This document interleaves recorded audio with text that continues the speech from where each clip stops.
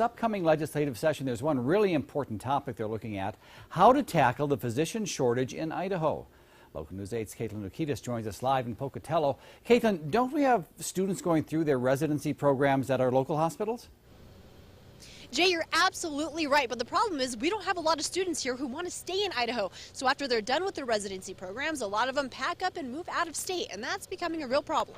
And now, there's a hospital down in Malad that for the last couple of years they haven't had a physician at their hospital at all. The Hospital Cooperative Executive Director Robert Cuyo says out of 44 counties, 40 are struggling to pull in physicians. We don't have the medical school. It's, that we do have physicians come in through the residency programs, but a lot of times they'll go back to the state where they're from or whatever. So really the keys, we're trying, we need to try and keep the ones that are going through the residency programs here. He says the biggest struggle is in rural areas. Take Arco, for example. Primary care physicians, there's one physician for every 2,000 people. So if you just think about for one physician to manage basically 2,000 lives, that's pretty incredible. So he's been collaborating with the Idaho Medical Association to see how to fix this. This year, the Medical Association is proposing a few suggestions to the state legislature, such as offering incentives for students to repay their loans. So if a physician agrees to work 2 years in a rural area, they could receive up to $50,000 to repay their school loans. If I was a physician, there's no doubt I would want to go to a rural area. I think it's a no-brainer.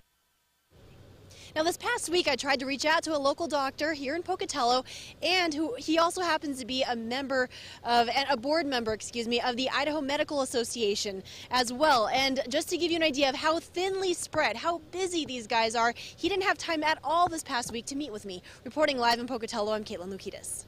Wow, that's really something. You can read more on this story on our website, localnews8.com.